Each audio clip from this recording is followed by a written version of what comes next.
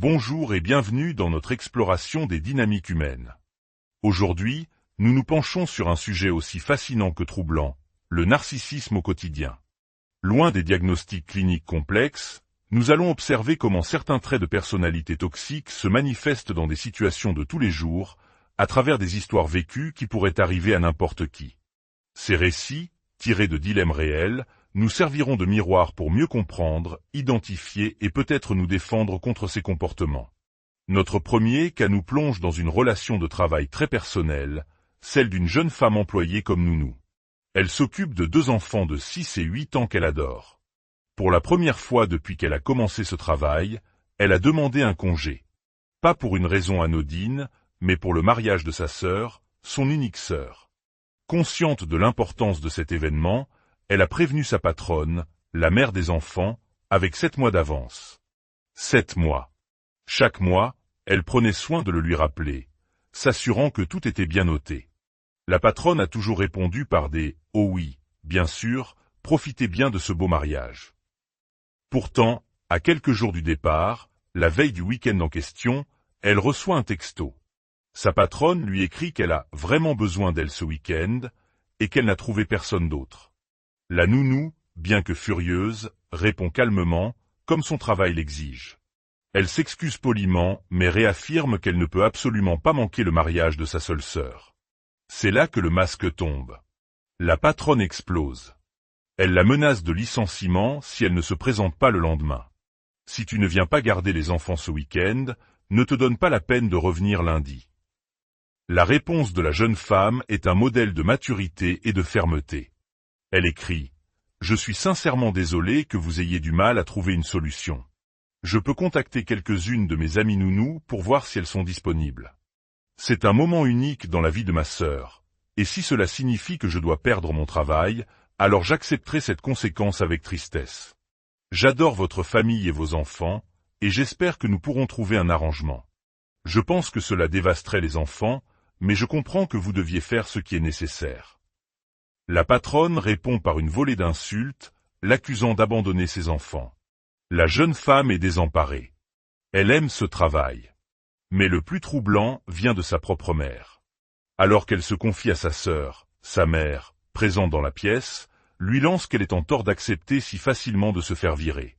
Le travail, c'est dur parfois, il faut savoir serrer les dents. Tu devrais être une adulte et simplement manquer le mariage de ta sœur. C'est la mère de la mariée qui dit ça. Analysons cette situation. Le comportement de la patronne est un cas d'école du narcissisme. On y retrouve le sentiment de droit absolu, le manque total d'empathie et la jouissance du pouvoir. Prévenue 7 mois à l'avance, elle attend le dernier moment pour créer une crise, une situation de chantage intolérable. En France, un tel comportement serait non seulement immoral, mais constituerait un abus de pouvoir caractérisé, très certainement illégal au regard du droit du travail. Mais dans une relation de travail aussi personnelle, les frontières sont plus floues, et c'est dans ce flou que les personnalités manipulatrices excellent. Le trait le plus révélateur est qu'elle est prête à sacrifier le bien-être de ses propres enfants pour gagner ce jeu de pouvoir. Les enfants adorent leur nounou, et la mère est prête à briser cette relation stable sur un coup de tête, uniquement pour affirmer sa domination. C'est la preuve que son ego passe avant tout, même avant ses enfants. Le plus triste est le doute qui s'installe chez la victime. Malgré une situation qui nous semble, à nous, observateurs extérieurs, limpide, elle se demande si elle a tort. Ce doute est nourri par des années de conditionnement, illustré par la réaction de sa propre mère.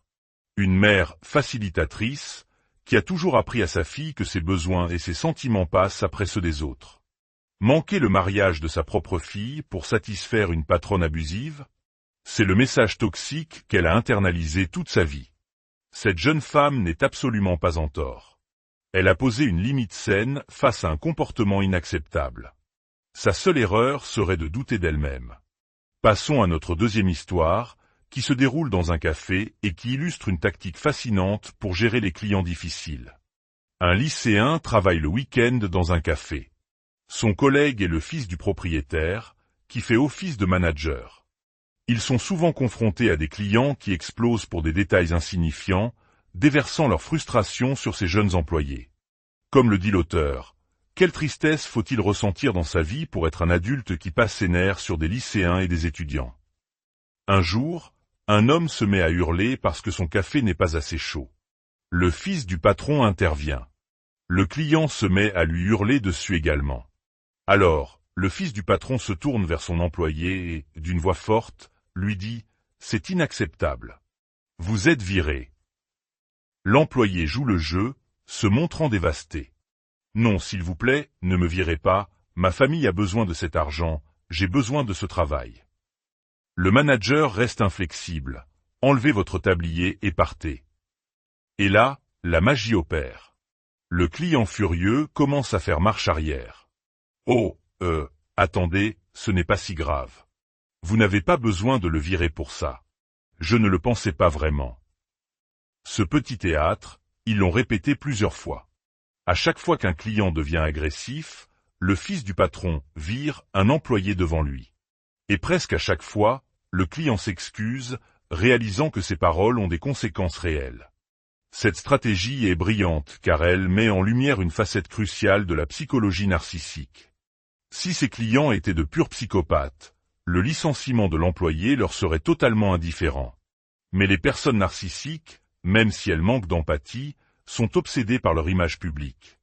Elles ne supportent pas l'idée d'être vues comme la cause d'un malheur, d'être publiquement jugées comme le méchant.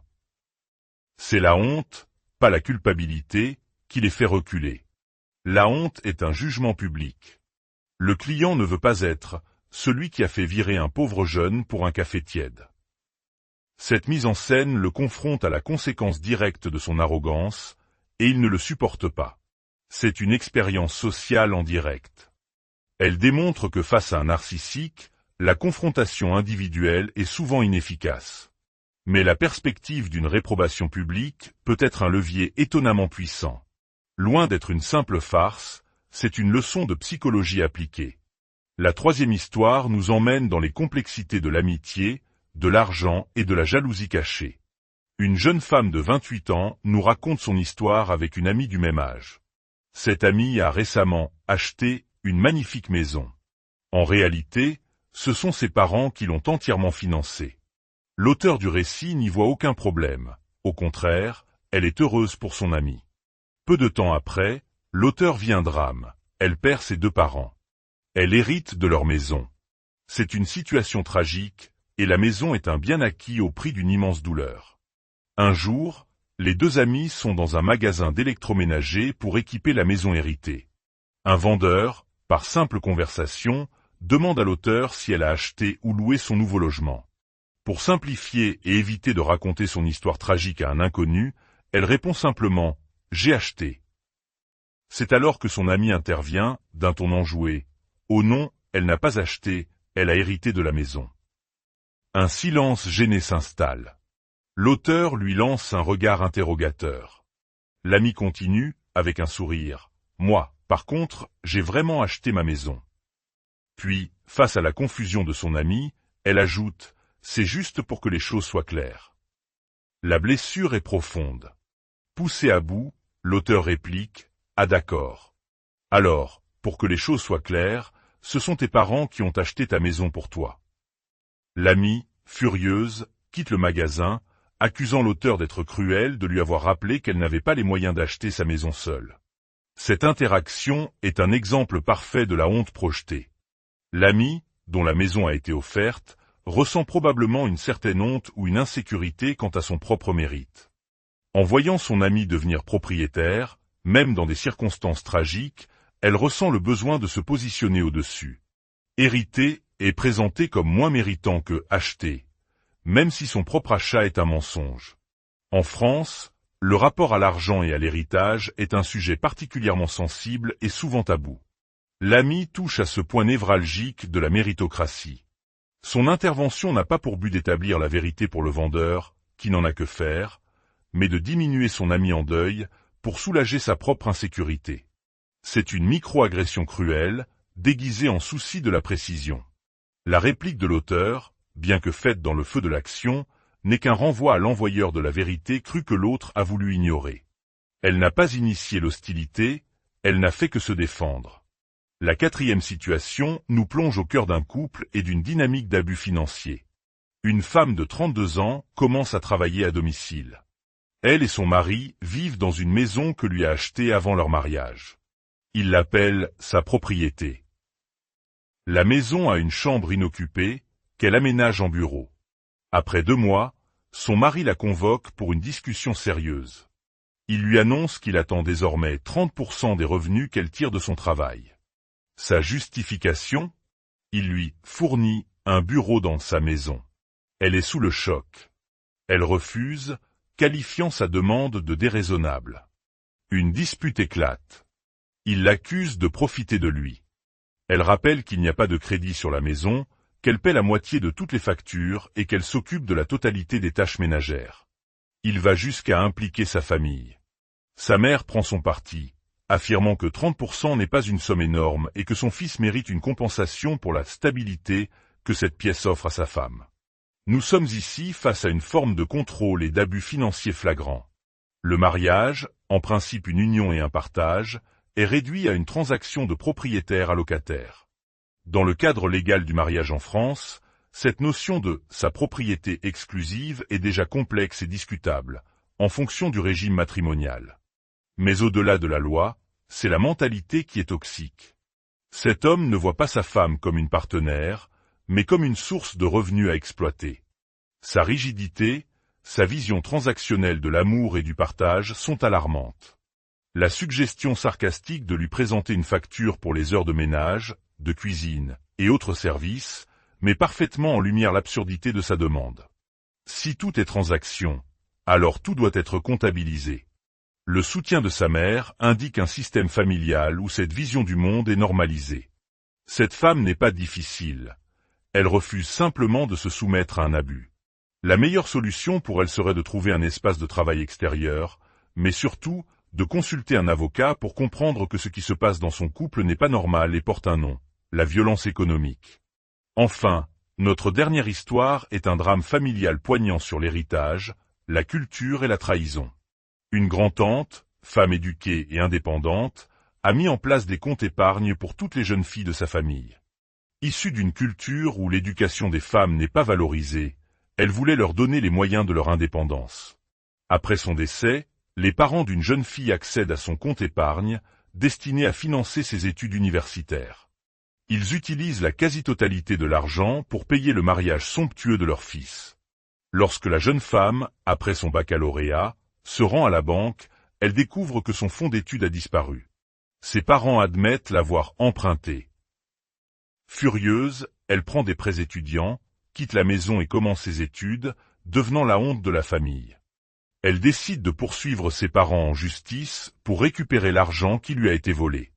Sa famille entière se retourne contre elle, l'accusant d'étaler leurs affaires privées en public et de faire passer l'argent avant la famille. Son frère, le bénéficiaire du vol, lui propose de payer ses études si elle abandonne le procès. Elle accepte, à la seule condition que l'accord soit formalisé par un contrat légal. Il refuse, offensé qu'elle ne lui fasse pas confiance. Cette histoire pose une question fondamentale. L'excuse de la culture ou de la famille peut-elle justifier le vol et la trahison? La réponse est non. Les parents n'ont pas seulement volé leur fille. Ils ont trahi la volonté de leur tante, qui cherchait précisément à briser ce cycle patriarcal. Ils ont sacrifié l'avenir de leur fille pour le prestige de leur fils, l'enfant doré du système. La réaction de la communauté, qui la blâme, illustre la puissance de la pression sociale pour maintenir des systèmes injustes. Mais la jeune femme fait preuve d'une force et d'une lucidité extraordinaires. Poursuivre ses parents en justice n'est pas un acte contre la famille, c'est un acte pour la justice et pour son propre avenir. C'est un acte d'émancipation. Sa méfiance envers son frère est parfaitement justifiée. Une famille qui vole une fois volera encore, et les promesses verbales ne valent rien. Ces 5 histoires, bien que différentes, nous montrent des schémas récurrents. Le sentiment de droit, le manque d'empathie, la manipulation et le besoin de contrôle. Elles nous rappellent que les relations toxiques ne sont pas toujours spectaculaires. Elles se nichent dans des demandes déraisonnables, des commentaires passifs-agressifs, des chantages affectifs et des injustices normalisées. Apprendre à les reconnaître est la première étape.